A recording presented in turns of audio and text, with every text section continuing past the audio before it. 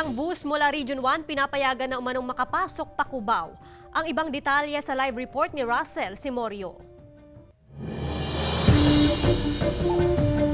Russell.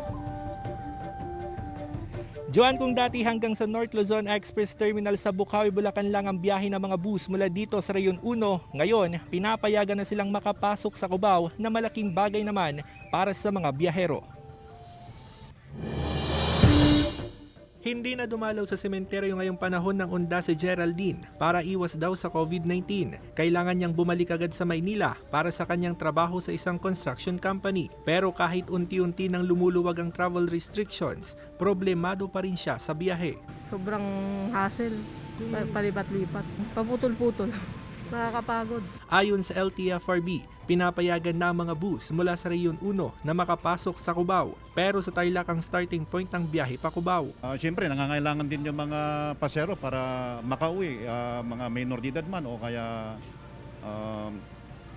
may edad na para makauwi na sila sa kanilang mga lugar. Yung mismong mga bus companies na po na sa kanila na po yung bola. Meron na tayong go signal pagdating po doon sa kanila. 4 na oras ang interval ng mga bus, 4 na beses lang din sa isang araw ang biyahe. Malaking bagay raw sa ilang biyahero ang pagbabalik ng biyahe pa Cubao. Madali na lang naman, kailangan lang naman ng espas na pero mas maganda at saka mas nakakatipid kami kaysa mag-carpool kami kasi. Umaasa mga pamunuan ng bus company na unti-unti silang makakabawi mula sa pagkalugi kung magpapatuloy ang pagluwag sa travel restrictions at kung papayagan na rin ng National IATF na dagdagan ng bilang ng mga pasahero na maring isakay sa kanilang mga bus.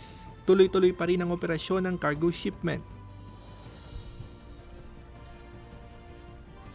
Joan, araw-araw rin ang biyahe ng mga bus mula naman San Fernando City, Pampanga to Cubao, vice versa. Nagsisimula po yung kanilang biyahe ng alas 5 ng madaling araw at nasa 150 pesos ang pasahe. Mahigpit naman namanong ipinatutupad ang umiiral na health at safety protocol sa mga pampasaherong bus para makaiwas pa rin ang mga pasahero sa COVID-19. Ayon sa mga kumpanya ng bus, inaasahan nila na bahagyang dadami yung mga pasahero na biyaheng pa Maynila at biyaheng pa probinsya ngayong ginugunita naman ang panahon ng unda. Samantala, hanggang 8 p.m. naman ang operasyon ng cargo shipment dito naman sa Dagupan City bilang pagsunod pa rin sa umiiral na curfew hours.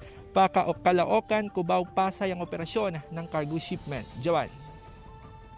Maraming salamat, Russell Simorio.